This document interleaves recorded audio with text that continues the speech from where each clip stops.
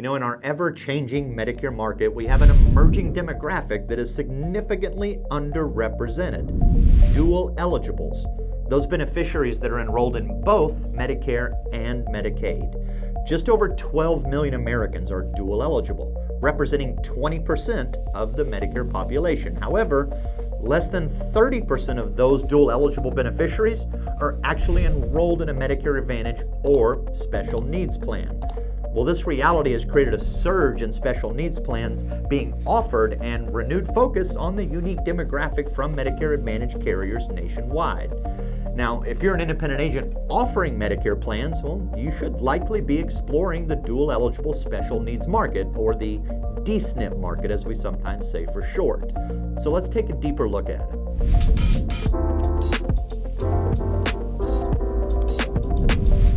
So what is a dual eligible special needs plan?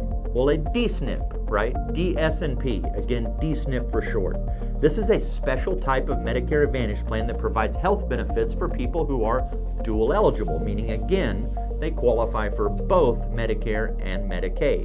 Now, while Medicare is a federal program, Medicaid is managed by the individual states, and the states determine which dual eligible plans, which D-SNPs can be offered, and the various benefits that they provide.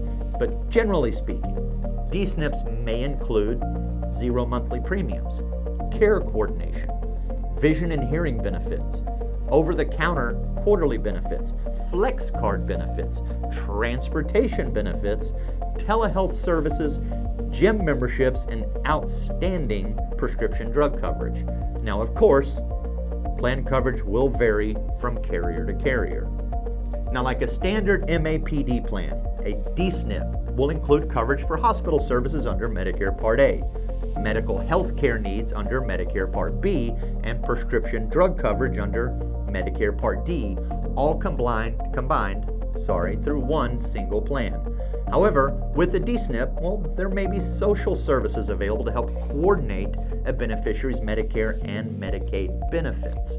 A D-SNP plan is commonly confused with the Medicare Advantage Medicare-Medicaid plan, also known as an MMP.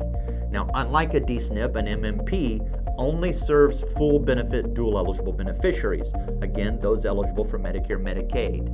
And some, well, they're going to have additional limitations, again, state specific. But in total, there are 5 different types of D-SNP plans. There is the all dual plan, full benefit, Medicare zero cost sharing, dual eligible subset, zero cost Medicare sharing. So can get a little confusing. Now, who is eligible for a D-SNP plan? Well, to be eligible, an individual must again be qualified for both Medicare and Medicaid, and they must live within the coverage area of the plan. So to qualify for Medicare, well, an individual must be 65 or older or have a qualifying disability. To be eligible for Medicaid, an individual's income and asset level must fall below a certain threshold that again is determined by the state that they reside in. Now, the dual eligible special needs plan was developed, well, to address that group, those that do indeed qualify for both Medicare and Medicaid. So let's take a look at a few of the aspects of the dual eligible group. Well, again, beneficiaries, they have to meet eligibility requirements for both Medicare and Medicaid and be enrolled in both programs. Now, being enrolled in both, well, that makes them a more vulnerable subset of the total of Medicare beneficiaries. Dual eligibles include a mix of people over 65, under 65, and those qualified based on disability. The typical care that they receive is generally more costly based on their overall health care needs, and due to eligibility for Medicaid, well, these beneficiaries tend to have a lower income, report lower health care status than other beneficiaries. So each state manages them and manages those eligibility categories. So what are they? Well, dual eligible beneficiaries fit into one of 7 categories for Medicaid eligibility. And again, the states will vary in determining not only those eligibility categories, but who qualifies for them. So you want to be sure to check your state-specific differences in those categories. But in total, the general Medicaid eligibility categories include the following: Qualified Medicare Beneficiary Only, or QMB, Qualified Medicare Beneficiary Plus, QMB Plus, qualified low-income Medicare beneficiary without other Medicaid only, SLMB, specified low-income Medicare beneficiary with other Medicaid Plus or SLMB Plus. There's the qualifying individual, QI, and the less common qualified disabled and working individual. There's also the other full benefit dual eligible, or FBDE, or in the industry, full dual for short. So how do they get enrolled? Well, once they're qualified for Medicare, Medicaid, a D-SNP eligible can enroll during any Medicare Advantage enrollment period or during certain special election periods. Now, additionally, not too long ago, the Centers for Medicare and Medicaid Services implemented a very significant change in the LIS, Low Income Savings, and Dual Eligible Enrollment period. Beginning January 1st of 2019, beneficiaries that are eligible for the LIS Dual SEP Special Election period will be permitted to make one change and one change only during each quarter of the first 9 months of the year. So January to March, April to June, July to September. Now note, the dual SEP may not be used during the fourth quarter of the year, October to December, because the standard annual election period will replace it. Now, the effective date of the enrollment into their new plan will always be the first of the month following the receipt of an enrollment request. Per CMS guidelines, the SEP is considered used based on the month in which the election was made. So, using their example, if an election is made in March with an April effective date, then the first quarter use of their SEP would be considered used, not the second quarter, and their SEP for second quarter would still be available for use if needed. Now, there is also an SEP for individuals who gain, lose, or have a change in their dual eligible or low income subsidy status.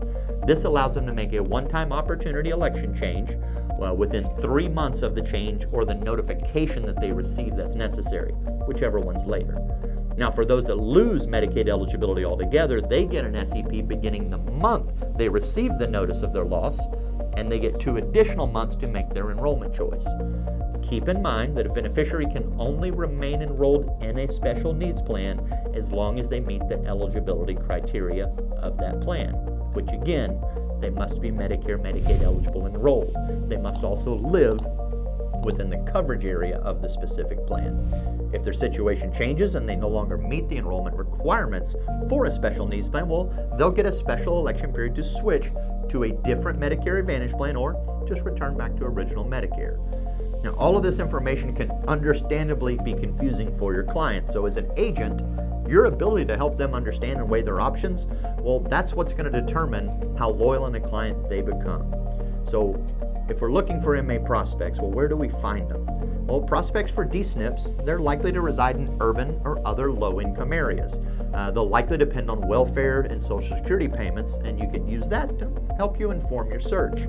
Now remember that when you look is just as important as where you look. So here are a few suggestions on how you should get started. Now, during the first half of the month, you might want to check out discount stores, dollar stores, flea markets, and even thrift stores. During the second half of the month, though, you might want to change that game plan a little bit. Maybe check out the food banks, soup kitchens, food pantries.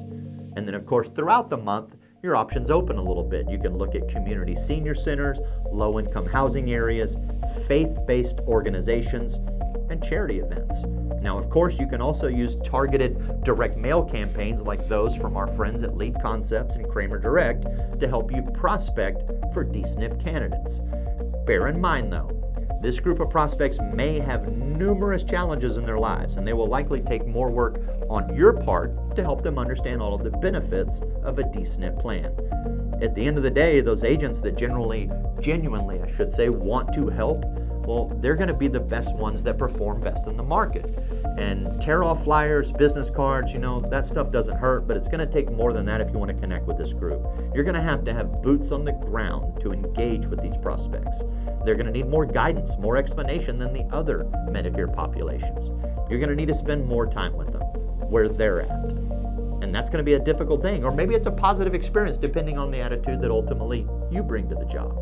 So if you don't mind the idea of setting up a booth at a community event or visiting community centers or food banks to help these folks, well, then the D-SNP market, well, it could be an outstanding way that you can add and increase your business. But real quick, as we're looking into marketing on this, let's not forget about the D-SNP disclaimer. It's important to note that according to Medicare communications and marketing guidelines, you have to add a certain disclaimer on any of your D-SNP marketing materials. It's fairly simple.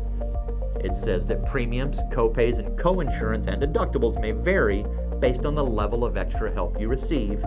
Please contact the plan for further details. Fairly simple disclaimer, but this disclaimer is required on all marketing materials that talk about cost sharing. It's not required on marketing materials for beneficiaries that live in the territories. So are the D-SNP plans right for you? Well, dual eligible beneficiaries can join or switch D-SNPs more often than other plans, so a human touch is required. They're going to need to know that you have their best interest in mind and that you can genuinely help them. At the end of the day, that's really not rocket science. But like any group of customers, the only way to keep them from moving their business elsewhere, well, it's by taking excellent care of them. And D-SNPs, well, they will require more touch points from you throughout the year. But the dual eligible market can be a great way to grow your business all year round. And by being a go-to resource on special needs plans, well, you'll be rewarded with a very, very loyal group of clients. So if you want to explore the D-SNP market more, find out what plans are available in an area, what plans are popular, what the benefits are that are included in these plans, give one of our seasoned marketers a call and let them walk you through it. We can help you pinpoint your product selection, develop a sound marketing approach to make D-SNPs a profitable venture in your insurance practice. We thank you kindly for tuning in. We really do look forward to hearing from you, and until then, good luck. Happy selling.